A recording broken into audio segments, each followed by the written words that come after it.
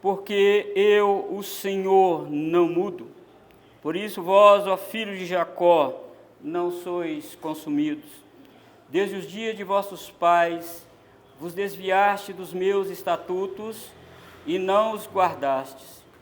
Tornai-vos para mim, e eu me tornarei para vós outros, diz o Senhor dos Exércitos. Mas vós dizeis, em que havemos de tornar? Roubará o homem a Deus? Todavia vós me roubais e dizeis, em que te roubamos? Nos dízimos e nas ofertas.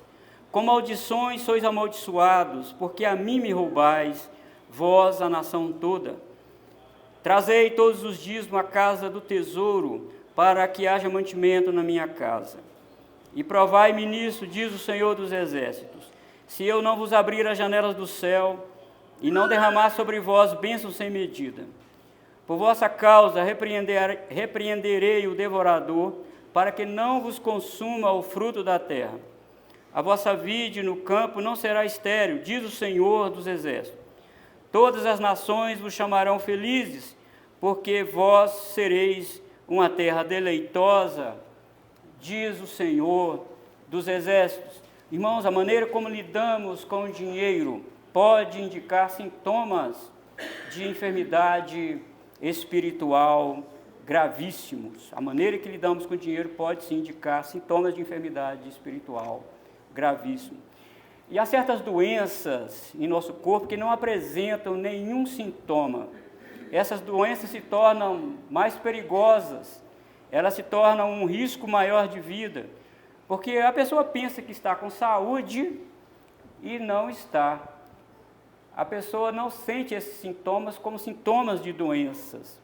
Doenças assintomáticas minam a vida da pessoa e de forma lenta e também imperceptível, e vai progredindo até que a pessoa se dá conta de que ela não está bem, ela já não tem mais jeito e ela vai mesmo para a sepultura. Alguns do povo de Israel, na época do profeta Malaquias, estavam muito doentes espiritualmente. Eles estavam à beira da morte. Bom, eles poderiam pensar, dizer para Deus, Deus, nós estamos com muita saúde, nós estamos bem. A nossa vida espiritual está muito bem, porque nós estamos agora na nossa terra. Ficamos 70 anos cativos, mas agora estamos na nossa terra. Ó Deus, nós inclusive reconstruímos os muros da nossa cidade de Jerusalém. O Senhor usou o rei persa para nos dar o dinheiro, o recurso necessário, para não somente reconstruir os muros da cidade, mas também o templo. O templo não é o templo de Salomão, mas o Senhor nos deu esse templo. Então estamos bem, ó Senhor. E o que está de errado conosco, Deus? O que está de errado? Aparentemente nada, meus irmãos, nada. E aí que Malaquias colhe um material espiritual deles para fazer um exame minucioso e leva esse material no laboratório da lei de Deus. E é a lei de Deus que vai constatar a enfermidade ou não, doença ou não. E Malaquias diz, olha, eu fiz o exame à luz da palavra de Deus e vocês estão doentes com as seguintes enfermidades. Vocês estão questionando o amor de Deus. Vocês dizem que Deus não ama vocês. Isso é sinal de doença espiritual. Muitos de vocês estão quebrando o pacto do casamento. Estão levando o casamento na brincadeira. Sacerdotes estão divorciando das suas esposas em mocidade, casando com estrangeira. Isso é doença. E vocês acham que está tudo bem. E vocês, quando vêm cultuar a Deus, traz animal aleijado, traz animal cego e diz, está tudo bem.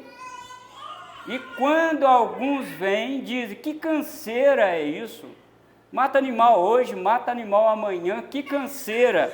Quando reclamamos do culto, quando reclamamos de ir à igreja, isto é sinal de doença espiritual. E pior ainda, vocês dizem, cadê o Deus do juízo? Onde ele está? Todo mundo faz o que quer. O ímpio nos colocou em grande cativeiro e ele está prosperando. E ainda vocês estão dizendo, consta nos exames de laboratório da lei de Deus, auditório de Malaquias, que vocês estão dizendo que é inútil servir a Deus. Servir a Deus para quê? Se nós não temos nenhum saldo positivo, o que sobrou para nós é choro, é tristeza, é perdas da família, perda de patrimônio, perda da alegria, da nossa culinária, do culto. Perdemos tudo isso, é inútil servir a Deus. E vocês ainda dizem, o ímpio está em melhor condições do que nós.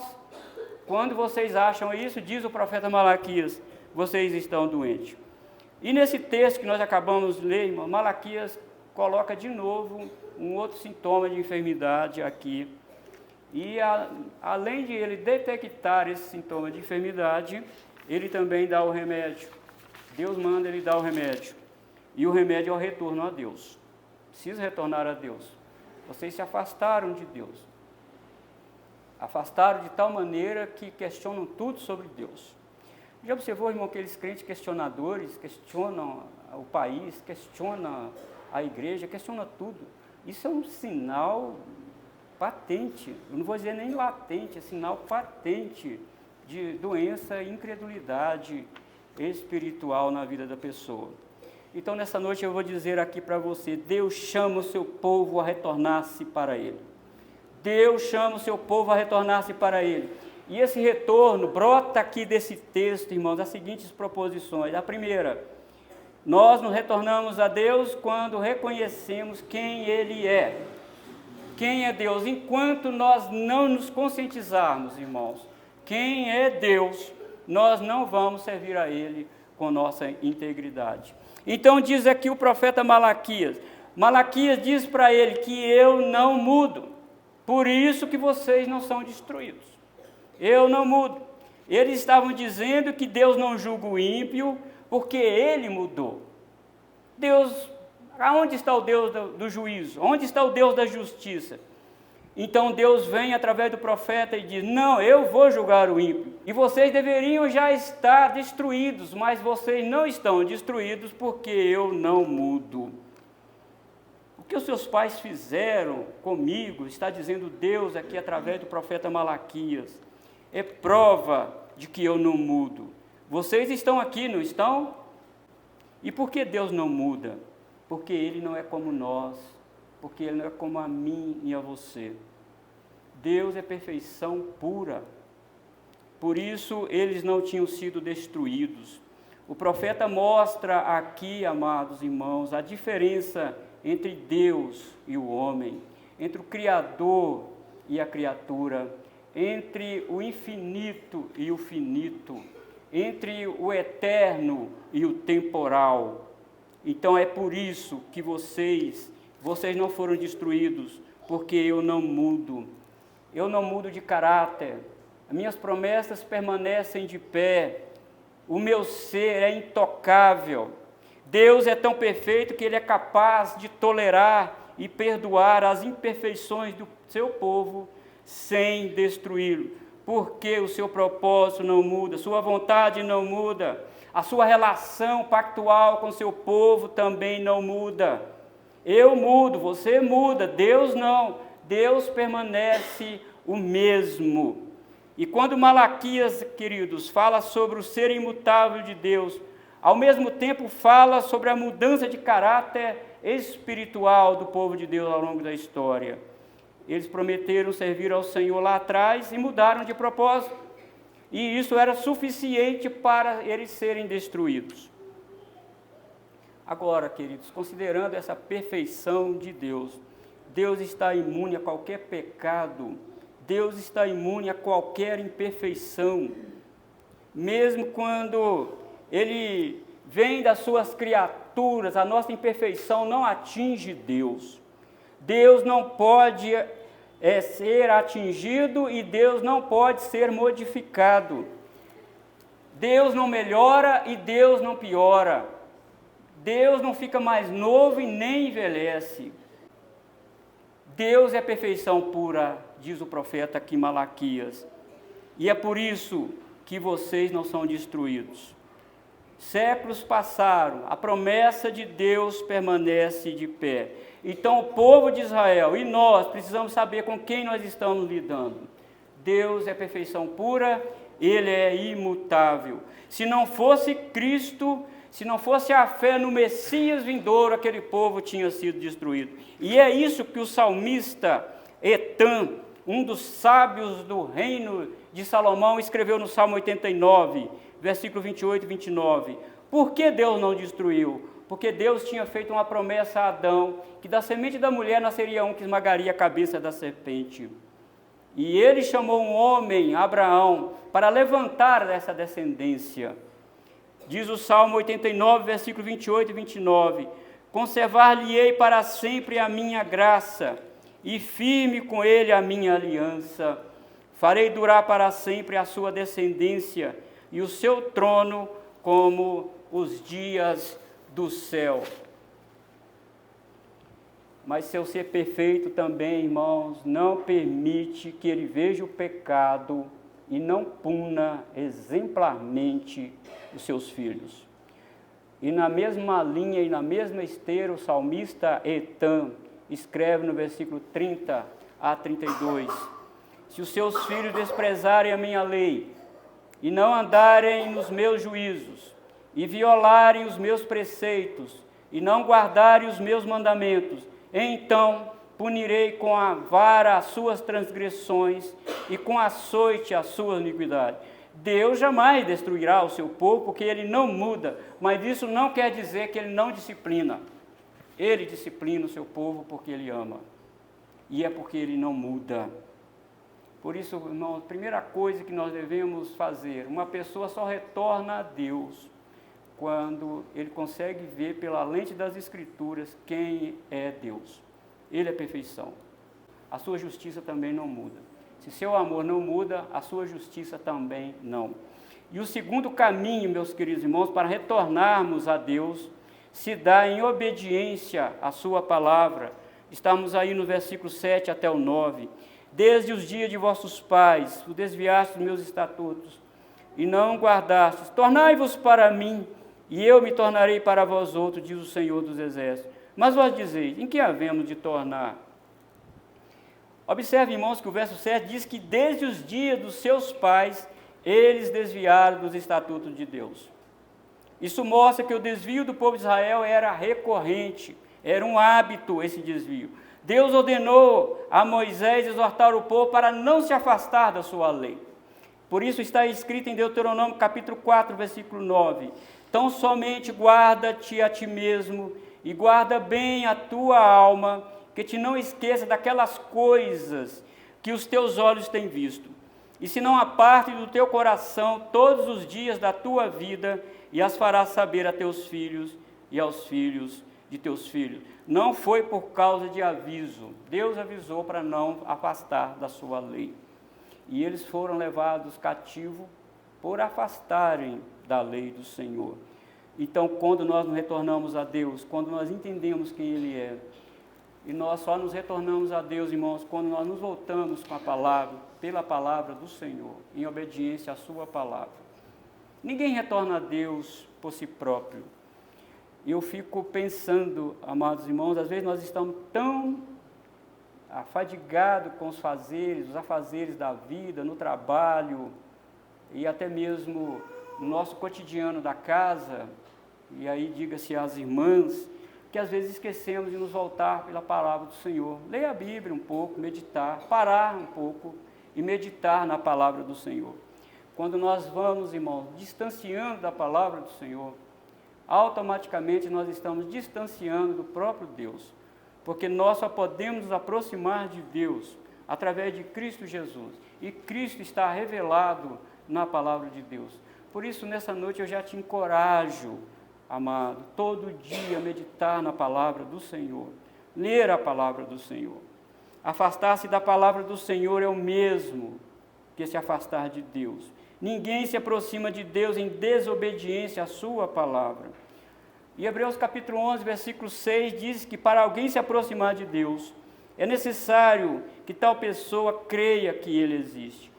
Ah, irmãos, Quantas pessoas ateias tem na igreja? Quantas pessoas? Quantos crentes ateus, morais, ou imorais, melhor dizendo, estão na igreja? Por quê? Eles creem intelectualmente na existência de Deus, mas as suas vidas é o contrário disso. A vida deles prova o contrário da existência de Deus. São pessoas que estão na igreja, mas que de fato a sua vida não se coaduna com a palavra do Senhor, com os preceitos morais da palavra do Senhor e os preceitos também espirituais da palavra do Senhor. Por isso nós temos aqui a exortação que o profeta, amando de Deus, diz para o povo: tornai-vos para mim, e eu me tornarei para vós outros, diz o Senhor dos Exércitos. Mas vós dizeis, em que havemos de tornar? Deus está disposto a abençoar. Aqui é claro isso. Deus está disposto a abençoar. O Senhor é quem toma a iniciativa de reatar o relacionamento quebrado que o seu povo quebrou com Ele. Sempre foi assim. É Deus que vai atrás do homem. É sempre Deus que procura reatar os termos da aliança com o homem. Foi assim no Éden, quando o homem pecou. Adão e Eva correram de Deus. E Deus procurou Adão e Eva no jardim. E ao longo da história da redenção, sempre Deus é que procura o homem. E aqui Deus manda o profeta Malaquias a falar com ele: torne para mim, volte para mim, que eu vou tornar também para você. E aqui, irmãos, não é um Deus que procura as pessoas com senho franzido, com semblante carrancudo. É um Deus com semblante amoroso, alegre, que procura aquele que está afastado dele a reconciliar-se com ele.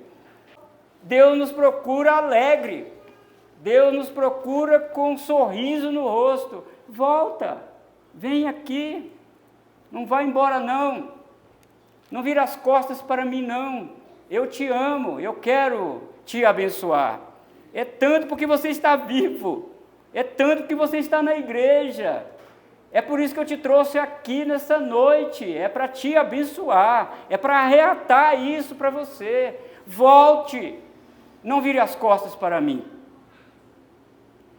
Ô irmãos, que coisa maravilhosa, que Deus é esse maravilhoso e amoroso que nós temos, não é verdade, irmãos? Que Deus amoroso. Então temos o verso 8. Tornamo-nos a Deus, irmãos, quando nos conscientizamos que somos somente mordomos dos seus bens. Só mordomo. Temos nada aqui é seu. A esposa com quem você casou não te pertence, pertence a Deus. Seus filhos também pertencem a Deus. O emprego que você acha que foi o patrão que te deu, não foi, foi Deus. A vida foi Deus, a saúde foi Deus. A casa onde você mora é Deus. A rua asfaltada onde você vive também é Deus. Deus usou esses recursos para te abençoar. O carro que você tem também é de Deus. Tem nada seu aqui, tem nada meu aqui. Tudo é de Deus. E se eu não me conscientizar que eu sou apenas administrador disso, eu vou pecar contra Deus. Por isso temos o verso 8: roubará o homem a Deus? Todavia vós me roubais, dizendo que te roubamos. Aí Deus foi específico. Vocês me roubam de várias maneiras, mas eu vou citar duas coisas que vocês estão me roubando: nos dízimos e nas ofertas. Por quê, irmãos? Porque o Salmo 24, versículo 1 diz: ao Senhor pertence a terra e tudo que nela se contém, o mundo e os que nele habitam. Do Senhor é a terra e tudo que nela há pertence ao Senhor.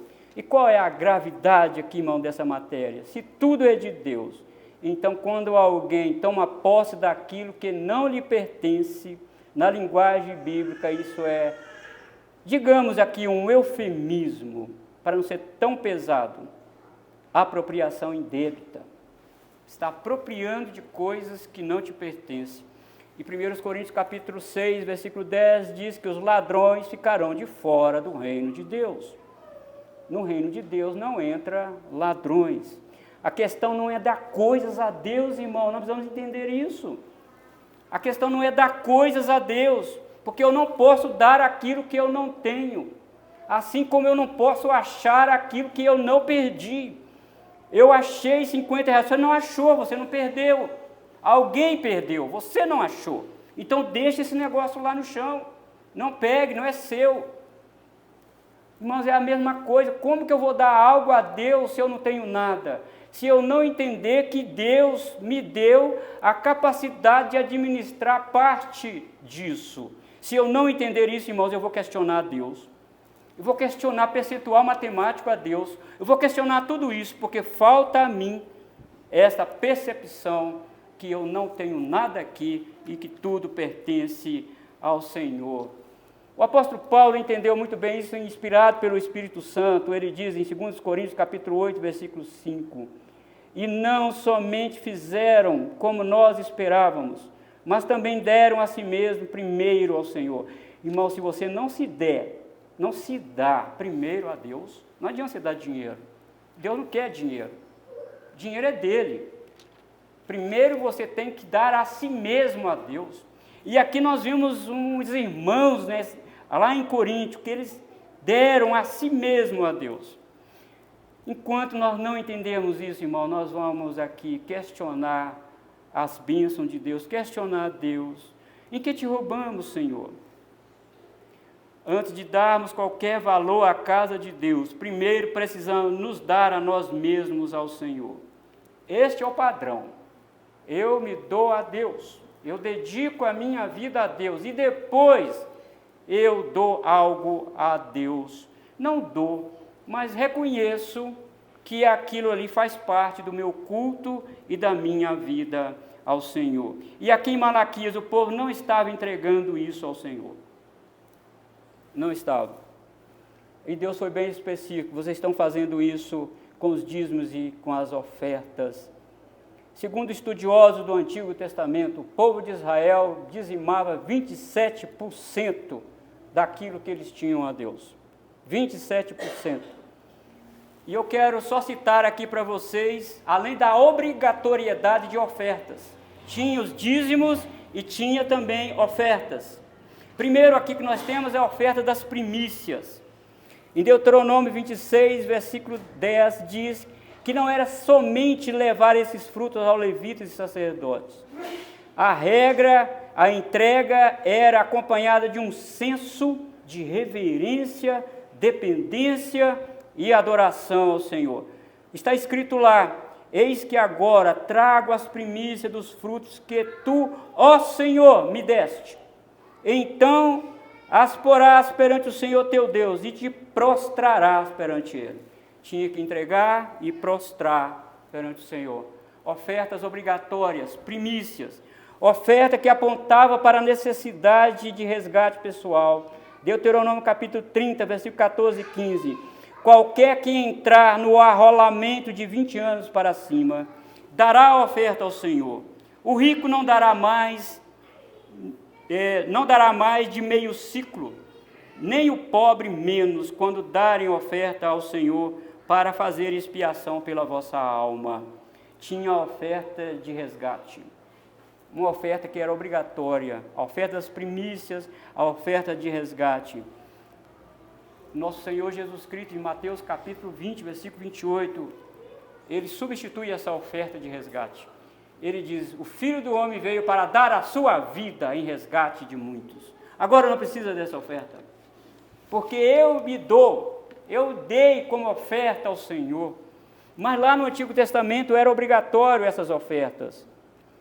Tinha também, irmãos, ofertas para o tabernáculo, para a manutenção do tabernáculo, como se fosse hoje, pagar as despesas do ar-condicionado e de tudo aquilo que o tabernáculo tinha.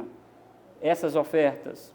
Essa oferta era dada em materiais valiosos, não podia ser outro material, era ouro, prata e bronze, conforme Êxodo 25, versículo 2 e 3. Fala aos filhos de Israel que me tragam oferta de todo homem cujo coração mover para isso, dele recebereis a minha oferta. Esta é a oferta que dele recebereis: ouro e prata e bronze. Nós estamos na vigência do Evangelho. E qual está mais fácil agora, irmãos? Qual é mais fácil agora? Nós darmos ao Senhor? Está pesado? Não está. Para eles era mais dificultoso. Para eles era mais difícil. Era mais exigência. Para eles era bem mais exigência. Mas também nós temos em Levítico capítulo 7 ofertas pacíficas, ofertas de paz. E Levítico capítulo 7 detalha sobre esta oferta, é onde as pessoas comiam juntos em comunhão. E pelo fato do sacerdote tomar parte nessa oferta, apontava para o deleite de Deus de estar junto com seu povo em comunhão. Porque o sacerdote estava representando Deus ali. Eles levavam o carneiro, assava e chamava o sacerdote e comia junto, com a família e o sacerdote também, comiam tudo junto. Aquilo ali representava, irmãos, o deleite de Deus juntamente com o seu povo. Mas o retorno a Deus, em terceiro lugar, se dá quando confiamos inteiramente nele. Primeiro, irmãos, como eu volto a Deus?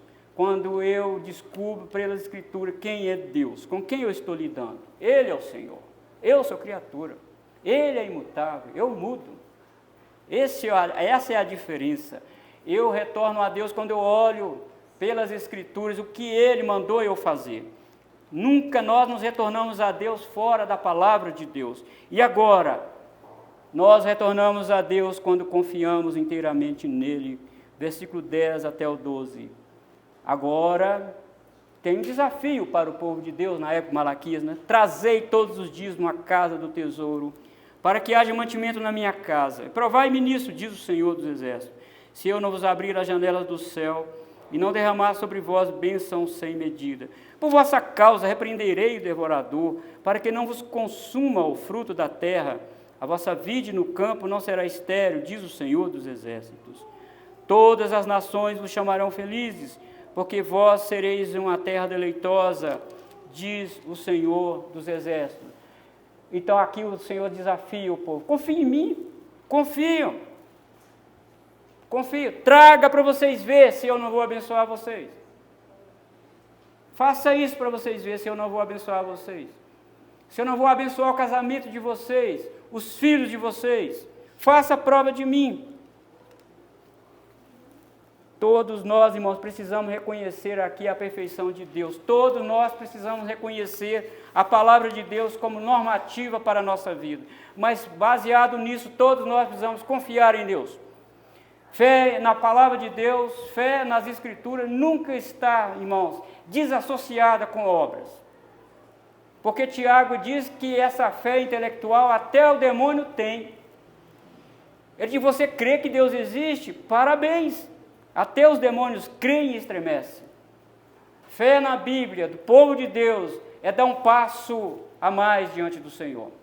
É com obras, é com ações, é com graça, reconhecendo quem Ele é, reconhecendo que é o mandamento do Senhor, é fazendo aquilo que o Senhor quer. E o primeiro ponto é que nos levou a isso, reconhecer quem é Deus. Então, Deus é o Senhor de toda a terra, Ele é imutável. E eu tenho a palavra dele como normativa, e agora eu preciso confiar nele. É por isso que ele vem e faz esse desafio ao povo de Israel.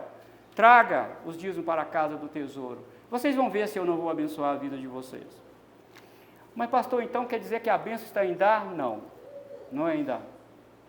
A bênção está em entregar você mesmo a Deus. Como nós lemos, à luz do Novo Testamento é isso. Eu, primeiramente, tenho que me dedicar à vida a Deus. Porque Deus não está interessado no seu dinheiro. Porque esse dinheiro aí é dele também. Tudo aí é dele. Ele quer você. Ele quer a integridade do seu coração. Ele quer você. E depois que eu me entrego ao Senhor como servo dele, o resto fica fácil. Porque quando eu não faço isso, as outras coisas ficam muito difíceis. Questiono tudo quando eu não me entrego inteiramente ao Senhor.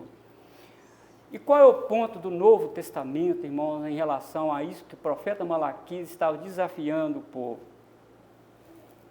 O Novo Testamento diz que nós não podemos contribuir com base em percentual matemático. Isso é apequenar a graça de Deus. Tem pessoas que estão apequenando a graça de Deus em 10%. Isso não é bíblico dentro do Novo Testamento. Você vai além. Você contribui agora, veja bem, com generosidade. Você contribui com prosperidade, com liberalidade, com necessidade da obra de Deus. Você contribui com gratidão a Deus. Você contribui com proporcionalidade. É isso que o Novo Testamento revela.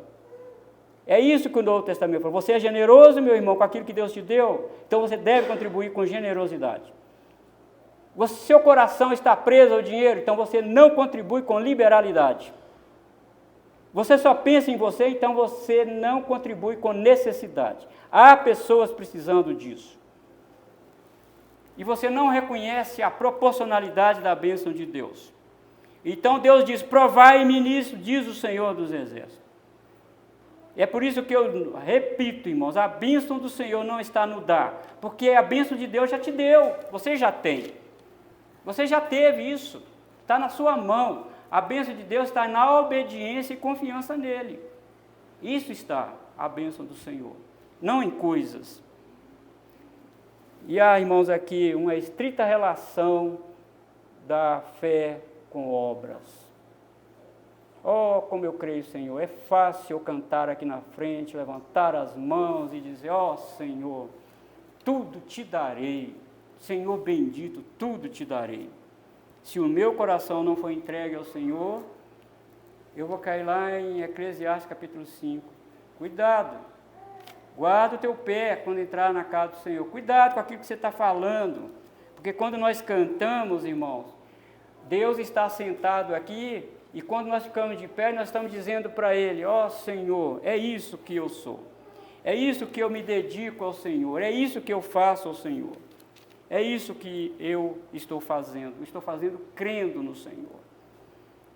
E quando nós, irmãos, questionamos detalhes do grande amor de Deus para conosco, nós ainda não entendemos o que é dar a nós mesmos ao Senhor.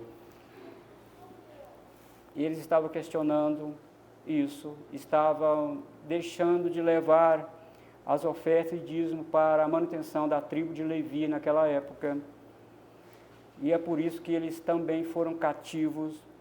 E as nações olhavam para Israel com olhar zombeteiro. Lembra que eles estavam lá à beira do rio Quebar, talvez lavando louça, lavando roupa, lá na Babilônia. O Salmo 137 diz que eles choravam.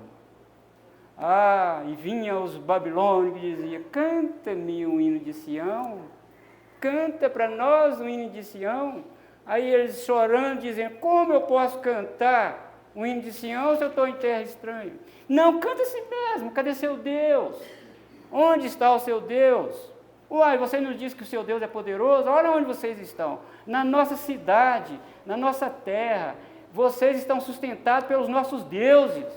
Onde está o seu Deus? Mas aqui Malaquias, no último versículo, diz, todas as nações o chamarão feliz. Porque vós sereis uma terra deleitosa, diz o Senhor dos Exércitos. Volta para mim, vocês vão ver o que eu vou fazer. Eu vou elevar vocês de novo. As nações vão respeitar vocês. As nações não vão criticar vocês, não fazer motejo da vida de vocês. Vão olhar para vocês com respeito. Sabe por que eles estão criticando vocês? Zombando de vocês, porque vocês quebraram o pacto comigo. E eu estou vindo a vocês com graça, volte para mim. Volte, porque eu vou fazer isso na vida de vocês. Irmãos, ninguém, de forma alguma, volta para Deus sem confiar nele. Por isso que está o ponto aqui do versículo 10. Faça a prova de mim. Se eu não repreender o devorador, não adianta plantar. Eles plantavam. Diz Ageu que eles plantavam muito, mas colhiam pouco. Já imaginou isso? Uma pessoa ganha bem, mas parece que aquele dinheiro não é abençoado. Parece que aquele dinheiro não vai, não flui na vida dele. Ele está preso a essas coisas. Não, queridos irmãos, isso é devorador. Isso é devorador. Há vários tipos de devorador. Lá na plantação do israelita, tinha os insetos que comiam a planta. E Deus falou, traga os dízimos para vocês verem se eles vão comer a planta de vocês. Não vão, eu vou repreender o devorador. E quando eles colhiam e colocavam lá no celeiro, o mofo também comia, como um devorador, a semente deles. Estragava. É como aquela fruta a fruta que apodrece. Mas Deus diz, traga, confia em mim. Confia, você vai ver o que eu vou fazer a vocês. Eu quero, irmãos, aqui fazer a aplicação para nós aqui nessa noite, à luz do Novo Testamento em relação a isso. A nossa glorificação final, queridos, está ancorada na imutabilidade de Deus. Eu posso mudar, você pode mudar. Eu mudo de propósito, eu mudo de vontade, eu quebro acordo, mas Deus não. Ele é imutável, Ele não quebra acordo comigo. Mesmo eu fazendo isso, Ele está comigo, Ele me abençoa. Porque a obra que Jesus Cristo fez na cruz do Calvário é a maior obra de redenção que o homem tem. Ele prometeu, e como Ele não se arrepende e não muda de humor e de vontade, então eu estou seguro nas mãos do Senhor. Isso me leva, irmãos, para a segunda aplicação. A imutabilidade de Deus me motiva e me impulsiona a amá-lo mais, a dedicar mais a minha vida a Deus. Já que Ele não muda comigo, já que Ele é amoroso comigo, já que Ele está pronto a me perdoar, isso me deixa o meu rosto corar de vergonha. Por que eu estou fazendo isso com meu Deus? Por que eu estou sendo tão negligente com meu Deus? Essa imutabilidade de Deus me leva a amá-lo mais, a desejá-lo mais, a dedicar mais a minha vida ao Senhor. Que maravilha esse Deus que nós temos, irmão. E esse texto também nos diz que a nossa confiança e fé no Senhor estão relacionadas com a nossa contribuição como prova de amor, lealdade e gratidão por aquilo que Ele nos deu gratuitamente em Cristo Jesus. Deus disse que nos daria um Redentor, e Ele nos deu seu próprio Filho. Seu próprio Filho. Deus provou que nos ama entregando o seu próprio Filho para morrer em nosso lugar. E se nós amamos a Deus, também devemos olhar para aquilo que Deus nos deu e com gratidão entregá-lo aquilo que pertence a Ele. Eu não estou falando de percentual matemático.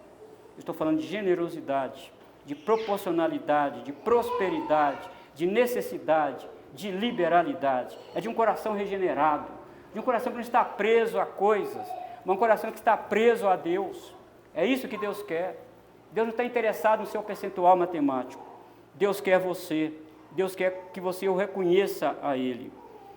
Irmãos, agora, para nós pensarmos aqui, devemos observar o fator paridade dos benefícios recebidos do povo de Deus no Antigo Testamento com o que recebemos hoje. Quem recebe mais benefício? O povo do Antigo Testamento ou nós agora? Quem recebeu maior graça de Deus? O povo do Antigo Testamento ou nós agora? Olha para você. Olhe como Deus foi generoso para você. E você vai ver que nós recebemos muito maior graça. Nós não precisamos andar quilômetros a quilômetros para ir em Jerusalém cultuar a Deus. Porque não adiantava cultuar a Deus em outra cidade, era só Jerusalém. Tinha que fazer viagens perigosas, levando ouro, prato para entregar dízimo lá em Jerusalém. Tinha que ser lá. Leia o Salmo 120 a 134, o Salmo de romagem, a peregrinação do povo. E o salmista fala, o Senhor é que me guarda. Tinha confusão, onde as tribos saíam juntas, briga no caminho. Por isso o Salmo 133 diz, ó quão bom e quão suave é que os irmãos vivam em união. Tinha confusão para ir a Jerusalém cultuar a Deus. Mas nós não precisamos disso. Deus nos deu carro, Deus nos deu um lugar bem arejado para cultuar a Ele. Deus nos deu casa, Deus nos deu, irmão, transporte. E Deus nos deu Jesus Cristo. Irmãos, nós somos muito mais abençoados do que aquele povo. Com certeza nós somos muito abençoados. Os nossos benefícios são muito maiores do que o deles. Se recebemos mais graça, por que contribuir então com menos do que eles? Tem lógica isso? Tem lógica. Se eu recebo mais de Deus, lembra o que o apóstolo Paulo está falando? De proporcionalidade. Por que, então, eu vou fazer isso? Eu estou amando a Deus desta forma? Não, eu não estou. Isso é para você pensar nessa noite sobre isso. Porque na vigência da graça não existe imposição. Existe gratidão. Ou você é grato ou você não é. E você não é grato só em palavra, não. Você precisa mostrar em obras, com as suas atitudes.